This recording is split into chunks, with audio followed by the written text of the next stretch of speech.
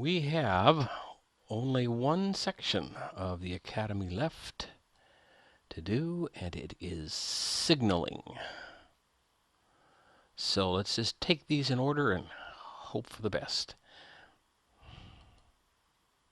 Two aspect signals, BR4F.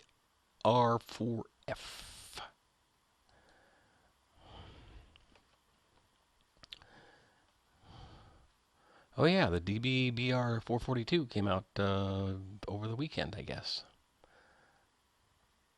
Kind of curious to try that because I hated them. I don't know, 401 or whatever number that was.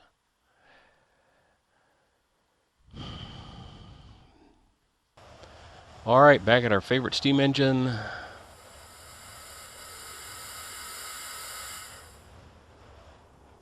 A semaphore. In this tutorial, you will learn about two aspect signals. Close each window, blah, blah, blah, blah, blah. Close each window before performing instructions. Yeah. When more than one train operates on a railway line, they must be separated to prevent collision. Railway lines are split into blocks, and only one train is permitted into a block at any time. Entry into each block is controlled by a signal. In their most basic form, signals show stop or go, indicated by the position of a horizontal or vertical arm. These are known as semaphore home signals. So there's your semaphore home signal right there.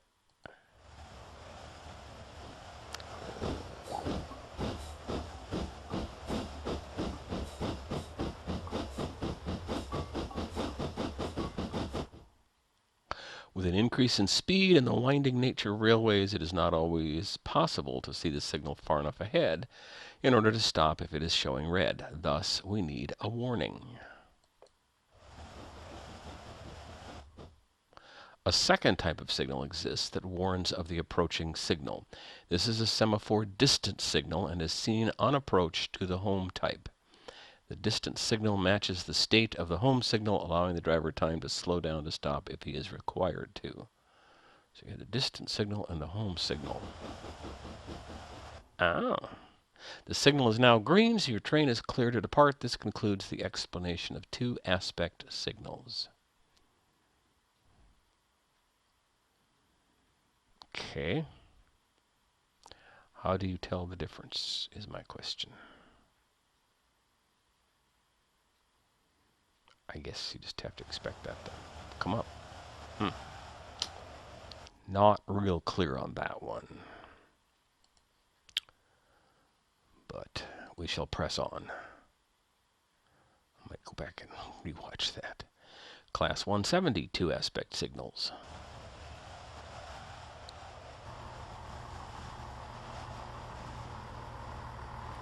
Why is the wind always blowing at each of these? In this scenario, you'll learn about, I think it's supposed to be home and distance signals. See, Train Simulator, you got to get your act together. It's little details like that. Have somebody at the game play through the academy who, bring a secretary in who doesn't know anything about the game and have her go through, him or her go through the academy, and you'll learn some things. When more than one train operates on a railway line, they must be separated to prevent collision. Okay, we got blocks. Entry into each block controlled by a signal. Most basic form signals show stop or go, indicated by the colors red or green. These are known as two aspect home signals. Two aspect home signals. Okay.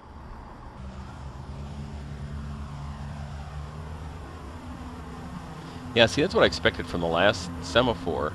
The moment you entered the block, the signal would turn red, and I don't think it did that. With the winding nature of railways and traveling at higher speeds, it is not always possible to see the signal far enough ahead in order to stop if it shows red. Thus, we need a warning. See, there's a difference here. A second type of two-aspect color light signal exists that features yellow and green lights. This is a two-aspect distance signal and is seen on the approach to the home type. By displaying a yellow light, the driver will know to slow down and stop at the next signal. Oh, okay. See, I learned something because I didn't know that the yellow light was a whole separate signal, warning signal to the red light. I thought it was just one block was yellow, the next one was red. Okay, so I learned something today. Two-aspect color light signals. The signal is now green, so your train is clear to depart. This concludes the explanation of two-aspect signals. All right, so I learned something. That's good. Let's go on. I thought we'd get to drive some trains, but I guess not. So here's what's going to happen to Train Simulator 2015. We're going to finish the Academy. We're going to take a little break. We will do some train rides, and we'll do some fun ones. We'll probably redo Sherman Hill since I didn't finish it. We'll do Stevens Pass. We'll do some other things with some American trains. We'll also explore some of the European trains too. But those will be kind of hit and miss as time permits, where there's an opening and so on. So you just have to keep watching for those. Oh, we got... Why do we have this one back again? Oh, well now we're going to get complicated because we have 2 semaphores in each one. Let's learn about 3-aspect semaphore signals. It is recommended that you play through the 2-aspect semaphore signals tutorial first. Well, we did that, so we're good. Okay. As the speed limits increase, the distance signal needs to be farther in advance. This means that the distance signal can end up being in the same location as the previous stop signal. To be economical, the 2 are combined into one signal featuring 2 arms. Okay.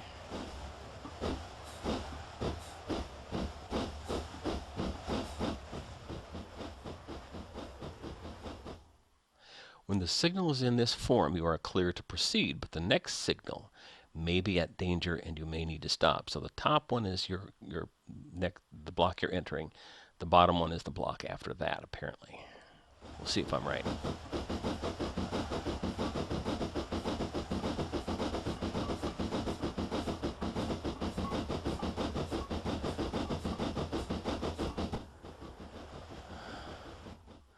When the signal is in this form, you can proceed past the next 2 signals.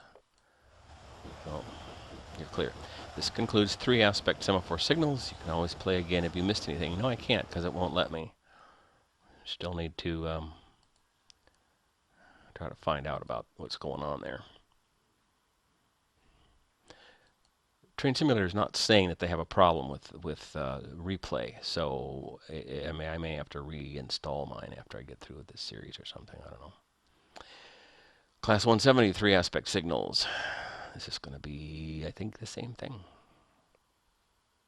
Why is this so choppy? Man. There's what you call your red light. Let's learn about 3-aspect color light signaling. This tutorial assumes that you've already played through the 2-aspect color light signaling tutorial. Actually, 2 of them. So we're good. Speed limits increase. It's the same thing as the steam engine one. Warning signal can end up being in the same location as the previous stop signal. I don't see 2 of them. To be economical, the 2 are combined into one signal featuring 3 lights, red, yellow, and green. These signals are able to indicate 3 situations. Okay, so I was right. It can be one signal. Red means next block is to stop. And watch the signal ahead as the train in front pulls into the distance. Red, stop. The next block is occupied. Yellow, warning. The next signal is at red. Okay. I was kind of always told yellow just means slow down, but now I understand that it means because the next block is red.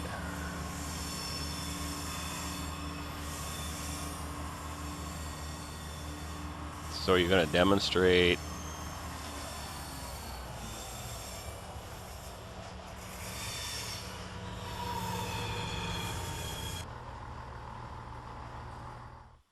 green, clear. The next signal is at clear or warning. Of warning. Clear of warning. Wow, the signal is now green, so your train is clear to depart. This concludes the explanation of 3-aspect color light signals. Bingo! Scenario completed. I'm reading this to you not because I don't think you can read, but because I don't think you can see this very clearly. 4-aspect signals. Oh, good Lord.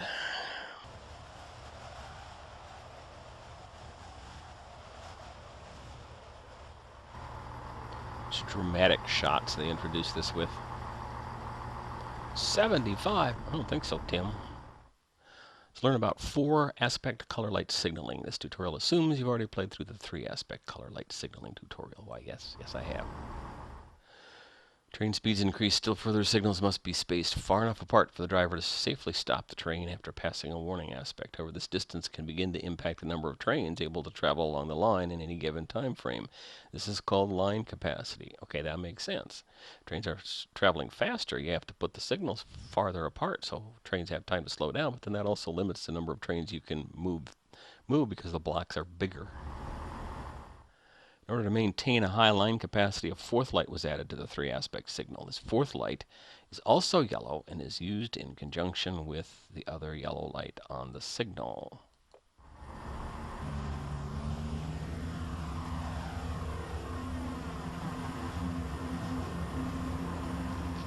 Okay, I think I know. Let me see. Watch the signal ahead as the train in front pulls into the distance. Red, stop. The next block is occupied. Yellow, warning, the next signal is at red. Yeah, we know that. Okay.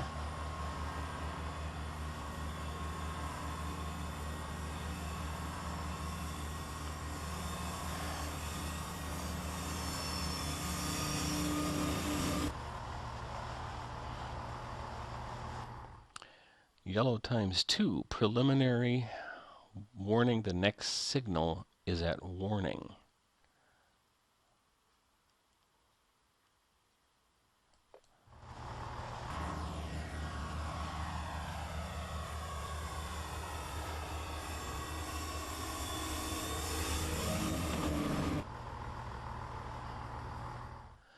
Green, clear, the next signal is at clear. Or warning, of warning. That's a confusing message there. Signal is now green, so your train is clear to depart. This concludes the explanation of 4-aspect color light signals. So 2 yellows means the next 2 blocks have warnings of some kind, apparently. Okay? I guess. That's a little unclear, but I think I know what that means. Basically, it means slow the heck down because the next signal could very easily be red. The next 2 signals could even be red. All right, warning and stop signals for the BR-189.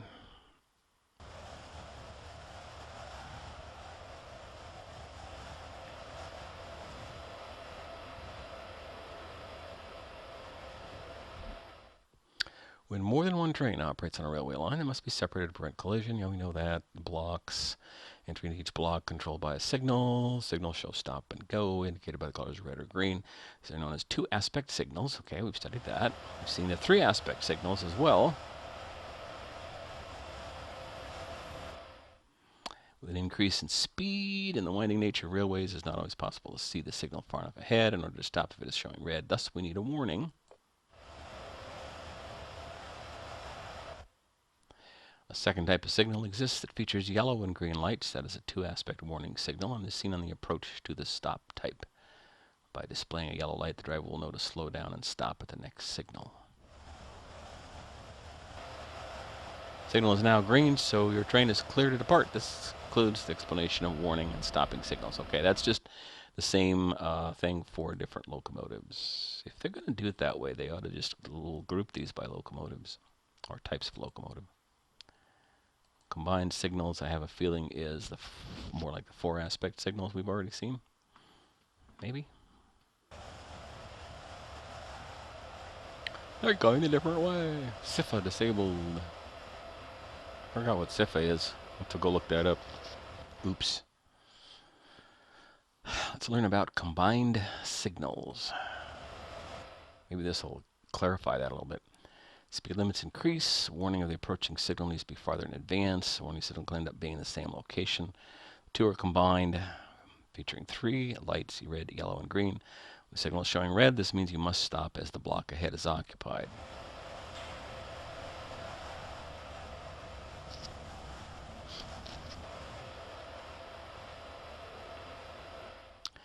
A signal showing a yellow aspect is a warning that the next signal is red.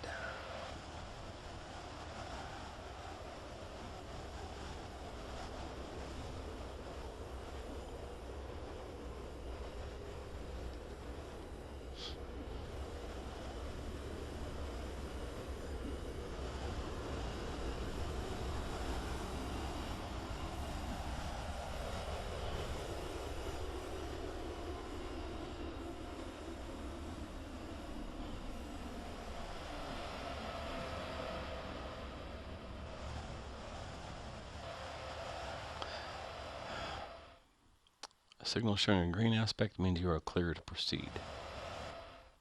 This concludes combined signals. You can always play again if you missed anything. No, I can't. You know, I don't understand why they don't just have us drive up to a light and obey the light signals instead of just showing us this stuff and moving on. Tad disappointing.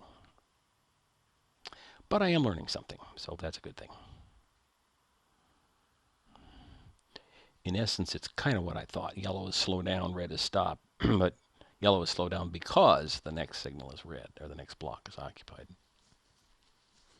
And in higher speed trains, faster trains, 2 yellow lights means the next 2 blocks are going to have some kind of warning.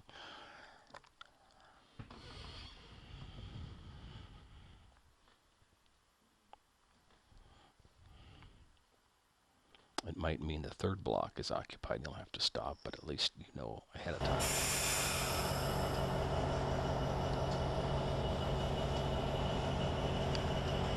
Here's the diesel engine. I bet it means the same thing. Single head color light signals. Blocks separating trains. Entry into each block controlled by a signal. Signals are able to display 3 messages to the engineer using colored light signals. First, watch the train ahead pull forward, and then we'll watch the signal change. That's instant. I thought it was kind of after the next train. Yeah. Okay, red, stop. Next block is occupied. Yellow, warning. The next signal is red. How much difference there is in block sizes.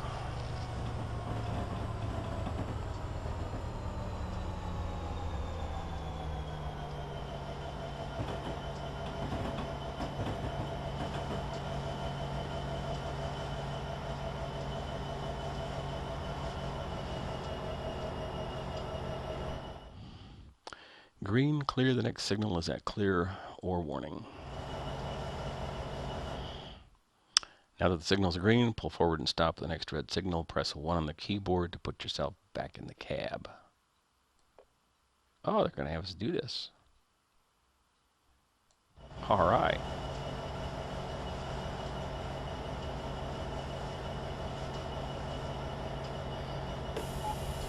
That took long enough. All right, brake off, reverse or forward. We get to drive the train. Yay, us.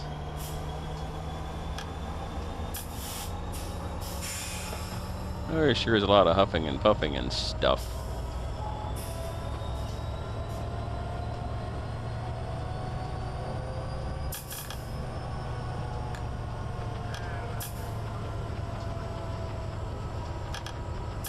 See how much time I have to slow down here. Yeah, that's ours on the right there.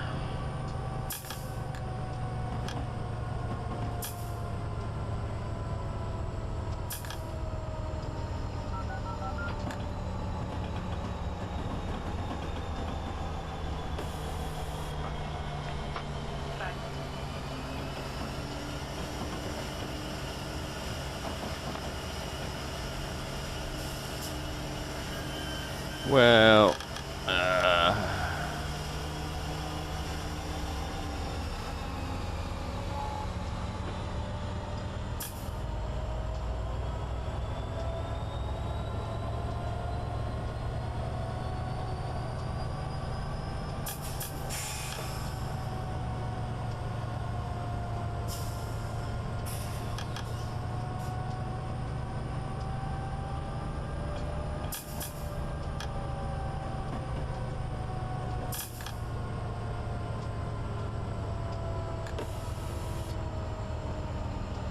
okay.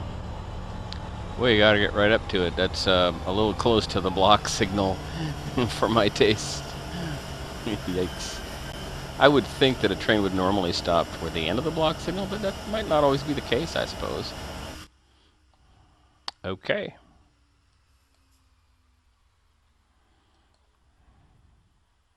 I believe, oh, we have one left, multi-head color light. Is that it? Yeah. Multi-head color light. Oh. I was hoping to see the circle lights with the 2 and sometimes 3, because I'm not quite sure what they all mean. But I may not get to see that today. Sad. Sad panda. Waiting for the loading, waiting for the loading, waiting for the scenario to load so I can play. I mean, this is fine waiting this long for a half hour, 1 hour train trip is fine, but doing this for the academy is kind of annoying.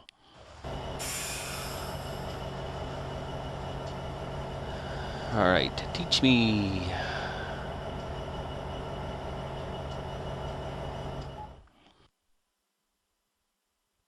Welcome to the cab. This SD70 Mac. About to learn multi-head color light signals. Ooh. Ooh.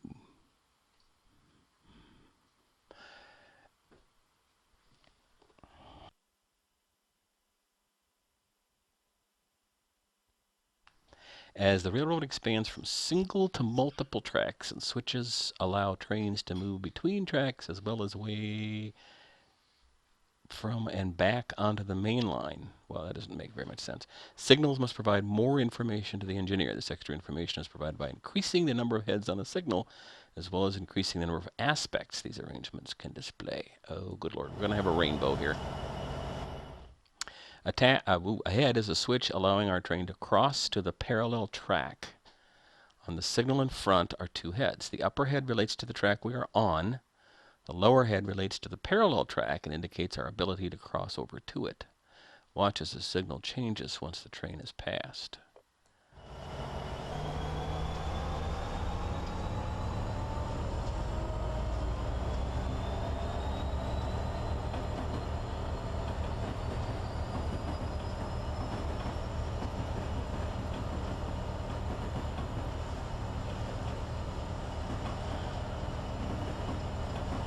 Oh dear. I'd like to see the signals change as this approaches instead of looking at the locomotive. Oh well.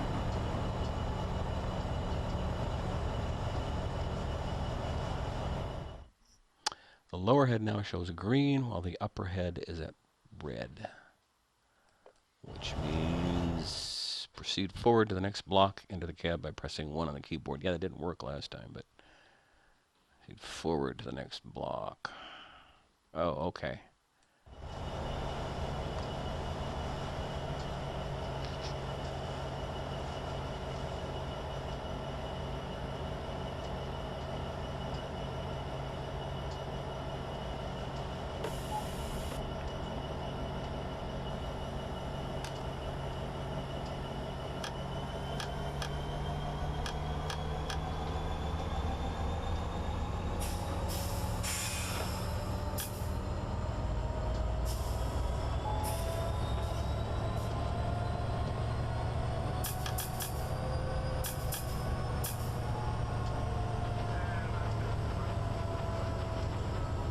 So this block is red, but the one I'm changing to is green. So I'm good to make that change to switch. Okay.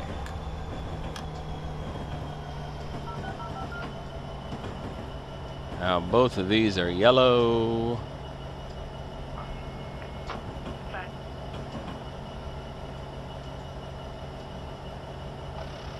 So I need to slow down a bit and be prepared to stop.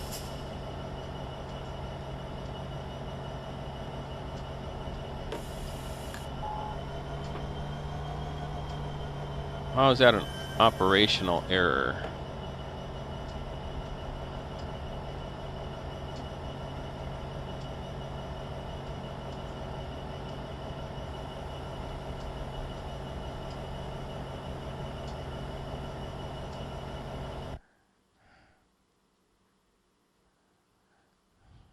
I don't know if I finished that one or not. It doesn't really tell me. I will have to switch away to something else and come back to see if that is all she wrote. Okay, we got drive scenarios there. Let's go back. It's still not going to tell me that, is it? I'm not. Okay. Well, I think I finished them all. If I didn't, well, too bad. I'm not sure why there was an operational error there. I mean, I had 2 yellow lights. I slowed down. That's all I could do. So I'd give the Academy overall maybe C minus. Not always clear, not enough feedback to what you're actually doing so that you learn from it. You just have to wait and then discover a couple minutes later that you were either doing the right thing or you weren't. But it is helpful for a beginner. Frankly, the list of controls is probably as helpful as the entire Academy.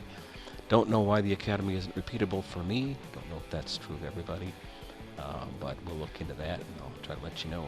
Meantime, again, in the future, Train Simulator will be kind of an occasional thing for the time being. We'll make some runs, we'll stream them, and then we'll edit them down for YouTube. So watch for more surprise Train Simulator coming up. But this concludes the Academy. I want to thank you all for watching, for subscribing, for viewing. I promise there will be some more train trips coming up in the future. Thanks for watching. Follow me on Twitch, subscribe to YouTube, and see you again on the train.